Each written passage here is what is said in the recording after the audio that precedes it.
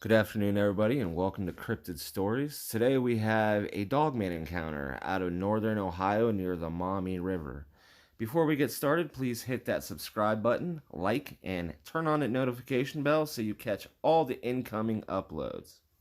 That being said, let's get started. It was 2003 deer gun season in Ohio. I woke up and I was the only one at the cabin.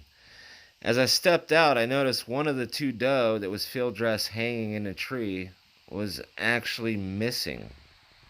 Nuke and I had shot our doe the day before, and I figured he threw his in the bed of his truck, possibly since he had to leave Thursday morning.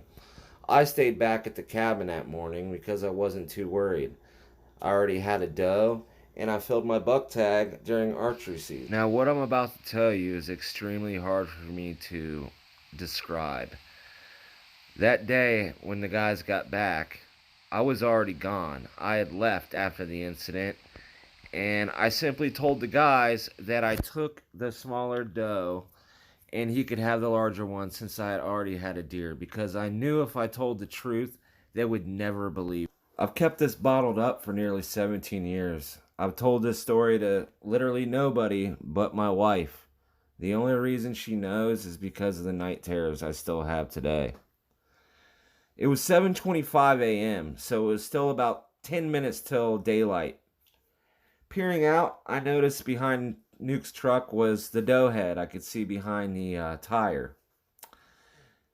I was curious, wondering why I wasn't in the bed of the truck, and as I approached, I noticed that there were chunks of hair as if a predator had gotten to it.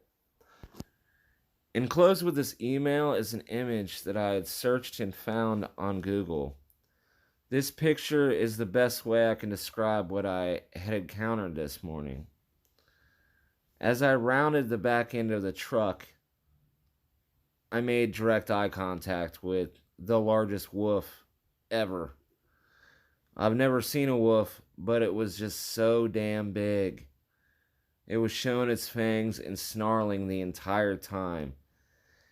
Its growls were so loud that I could feel them in my chest. My nerves were shot, and I was shaking and trembling very bad. Now, as I said to begin with, it was still kind of dark outside, but it was starting to get daylight, and I could see it pretty well.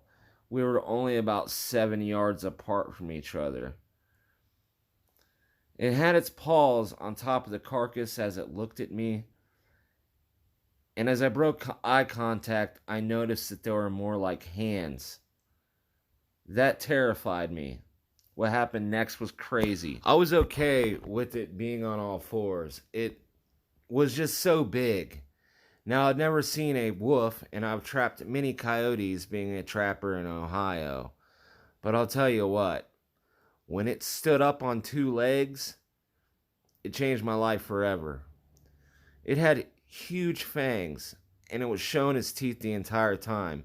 Its face did not look anything but like a wolf. It's exactly what it looked like to me in the face. With its left hand, or paw, or whatever you want to call it, he had the deer's back leg in it. It gave a snarl, and he turned, drugged the deer off with it as he ran into the woods.